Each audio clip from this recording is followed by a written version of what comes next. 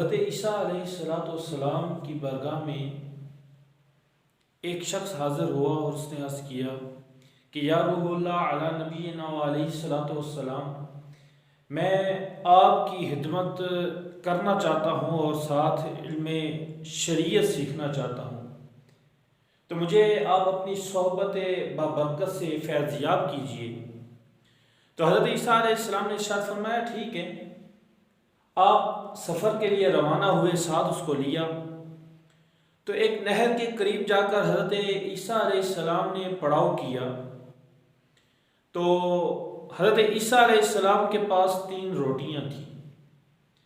آپ نے نکالی اور کہا کہ آ جاؤ اے شخص، کھانا کھا لو۔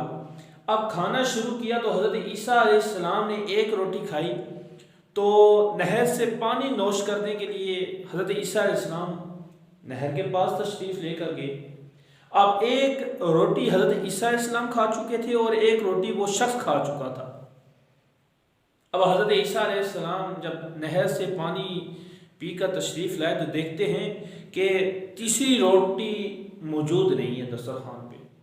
تو حضرت عیسیٰ علیہ السلام نے کہا اے شخص، وہ تیسری روٹی کہاں گئی؟ وہ جھوٹ بولتے ہوئے کہنے لگا کہ حضرت یا روح اللہ علیہ السلام، مجھے نہیں معلوم کہ وہ تیسری روٹی کہاں گئی۔ آپ نے کہا اچھا ٹھیک ہے۔ اب چلنا شروع کر دیا۔ راستے میں ایک جگہ پہنچے تو حضرت عیسیٰ علیہ السلام نے ایک ہرنی کے بچے کو دیکھا تو اس کو اپنی طرف بلایا۔ تو اللہ کے نبی کی بات سن کر وہ ہرنی کا جو بچہ تھا وہ حضرت عیسیٰ علیہ السلام کے پاس تشریف لایا۔ حضرت عیسیٰ علیہ السلام نے اس کو ذبح کیا، اس کو بھونا اور کھایا۔ اس شخص نے بھی کھایا اور حضرت روح اللہ علیہ نبینا علیہ السلام نے بھی کھایا۔ اب کھانے کے بعد جب ہڈیاں جمع ہو گئی، حضرت عیسیٰ علیہ السلام نے ہڈیوں پر ہاتھ رکھا اور کہا قم باذن اللہ، اللہ کے حکم سے کھڑی ہو جا۔ تو وہی ہرنی کا بچہ جو تھوڑی دیر پہلے کھایا تھا وہ کان جھاڑتے ہوئے کھڑا ہو گیا۔ اب حضرت عیسیٰ علیہ السلام نے اس شخص کی طرف توجہ کی اور فرمایا اے شخص، یہ تو نے معجزہ دیکھا اور یہ میں نے سب کچھ اللہ کی عطا سے کیا ہے کہ جس نے مجھے یہ قدرت بخشی ہے کہ میں تجھے یہ معجزہ دکھا سکوں، تو اب تم نے معجزہ دیکھ لیا، اب بتا کہ تیسری روٹی کہاں ہے؟ وہ کہنے لگا حضرت صاحب مجھے نہیں پتا، یا روح اللہ علیہ نبینا علیہ السلام، مجھے اس کا علم نہیں ہے۔ حضرت عیسیٰ علیہ السلام آگے چل پڑے۔ راستے میں ایک نہر آئی، اس کو پار کرنا تھا، کشتی وغیرہ موجود نہیں تھی۔ حضرت عیسیٰ علیہ السلام نے اس کا ہاتھ پکڑا اور پانی کے اوپر چلتے ہوئے وہ نہر کو عبور کر لیا۔ پھر حضرت عیسیٰ علیہ السلام نے اس شخص سے پوچھا اے شخص، تعریف اس ذات کی کہ جس نے مجھے یہ قدرت بخشی کہ جس کا تو نے جو ہے یہ دیکھ لیا کہ رب تعالیٰ نے مجھے جو قدرت عطا کی ہوئی تھی اس قدرت سے میں نے یہ نہر کو پار کر لیا، اب بتا تیسری روٹی کہاں گئی؟ وہ کہنے لگا روح اللہ علیہ نبینا علیہ السلام، مجھے نہیں معلوم۔ اب تیسری جگہ جب پڑاؤ کیا حضرت عیسیٰ علیہ السلام نے تو مٹی لی، ریت، ریگستان میں ریت کا ایک ٹیلا بنایا اپنے ہاتھوں سے اور اس ریت کے ٹیلے کو کہا کہ سونا ہو جا۔ حضرت عیسیٰ علیہ السلام کی زبان سے یہ الفاظ نکلنے تھے کہ وہ سارا ڈھیر جو ریت کا بنایا ہوا تھا وہ سارا سونا ہو گیا۔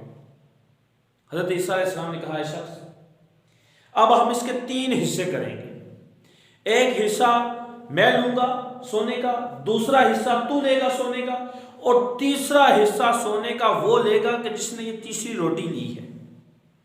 اور وہ فوراً بول پڑا حضرت صاحب یا روح اللہ علیہ السلام، وہ تیسری روٹی میں نے لی تھی۔ حضرت عیسیٰ علیہ السلام نے کہا ٹھیک ہے، اب ایسا کر، یہ سونا میرے حصے کا جو ہے یہ بھی تو لے لے، مجھے تیری حاجت نہیں ہے اور نہ تجھے میری حاجت ہے۔ اب حضرت عیسیٰ علیہ السلام چل پڑے۔ وہ شخص اکیلا سونے کو اٹھایا ہوا راستے میں جا رہا تھا تو 2 شخص نظر آئے۔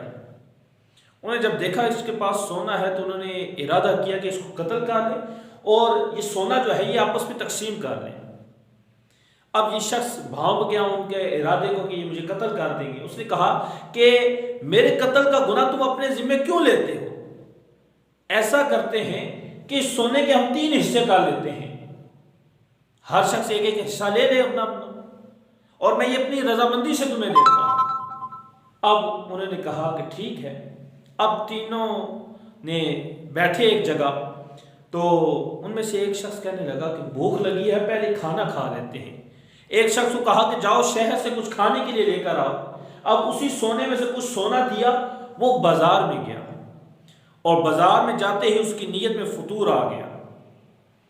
فطور کیا آیا؟ اس نے کہا کھانا میں لیتا ہوں اور اس کھانے میں زہر ملا دیتا ہوں۔ اب یہ کھانا جب وہ دو اشخاص کھائیں گے تو وہ کھاتے سار وہ مر جائیں گے، اور سارا سونا میں اکیلے لے لوں گا۔